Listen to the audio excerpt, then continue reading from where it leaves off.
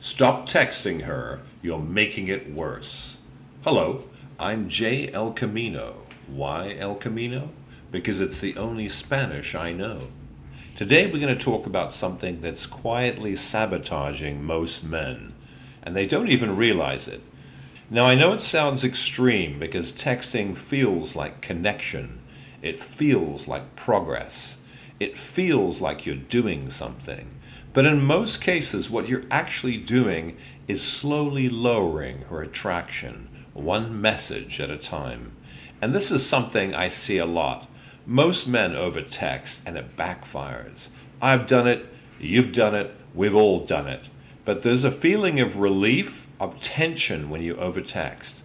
A feeling that more is better. And you have this just amazing relief. So it can make you feel better short term, but like a mouthful of candy bars, what was so sweet in the moment can turn into a sinking feeling of regret later. Remember, a woman can only feel attracted if you show more masculine traits than her. For her to relax and be in her feminine, and not also have to be the boy, you have to be more masculine, not less than her. That means less needy, less sending communication, less uncertain, less wobbly, more stable. You are the rock, she is the storm. So here's the core problem. You're using texting to build attraction, but texting doesn't build attraction. At best, it reveals it, and often it can expose a lack of it. So texting really is about logistics, that's really its purpose. It's not where chemistry happens. Like you can have a little bit of banter, but you have to move on very, very quickly to logistics as fast as possible. So connection and attraction grows in person, and that's what you try to do. You have to try to get in person. And you don't want to replace real interaction with constant messaging. You're just playing the wrong game. Now, when you're deep into a relationship, it's a little different, but still the same rules apply. You don't want to overtext in relation to her. There's also the concept here of calibration. So calibration is your ability to read the room, to adjust based on feedback, to understand where you stand without overreacting. And texting is one of the clearest places where a lack of calibration shows up. Because your phone gives you data, it shows you patterns, it shows you effort levels, and it shows you who is investing and who is not. So let's also get practical. Let's do an audit of your texts. Scroll back through your conversations with her. Look at them objectively. Who is texting more? Who is initiating more? Who is carrying the conversation? Because that tells you everything about the dynamic. If it's mostly you, you're overinvested. And if you're overinvested, she is underinvested. That's not an opinion, that's just how it works. Attraction is demonstrated through investment. Not what someone says, but what they do. It's also called compliance. So if you're sending long messages, double texting, keeping the conversation alive, and she's just replying, you've already lost leverage. And if you're not calibrated, you won't see it. You'll think, well, she's still responding, so things must be all right. No, you're missing the signal. Calibration means adjusting based on reality, not based on what you hope is happening. So if your text audit on your phone shows that it's mostly you sending the texts, you need to pull back. Not emotionally, not dramatically, just behaviorally. You reduce the effort. You stop initiating as much. You let the space sit, and then you watch what happens. That's calibration. Never, ever let it be seen as a reaction to her, or even the slightest hint of being butthurt if you're pulling back. Otherwise, it'll backfire really badly, because it'll come across as manipulative and she'll reject you twice as much. It has to be balanced. So if it's balanced, if she's engaging, initiating, contributing, then you just hold steady. You don't really ramp things up. You don't overcorrect. You just match her level, but under her level, slightly under her level, or a lot under her level. That's calibration. And if she's texting more than you, which is really where you want it to be anyway, considerably more than you, don't interfere with that. You don't suddenly start flooding her with messages. Let her come towards you. That's calibration.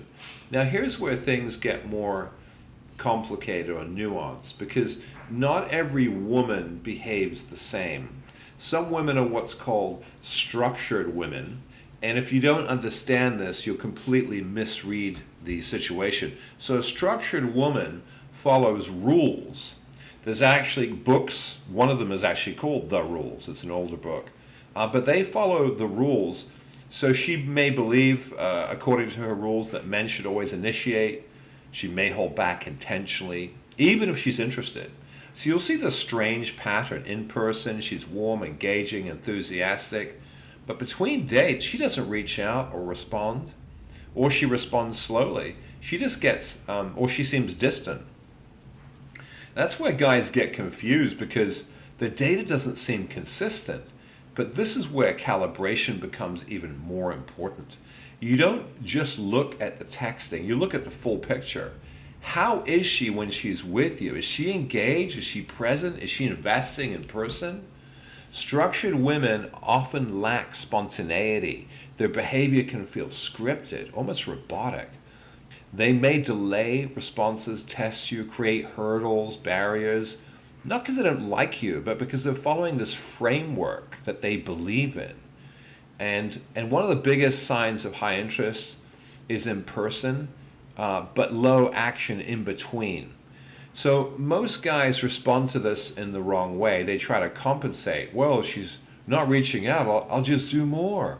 And that's exactly what breaks the dynamic, because even with a structured woman, attraction still responds to perceived value, and over pursuit lowers that value. That's sort of the flaw in the structured woman approach, is they're actually creating someone who they're going to be less attracted to by their structure.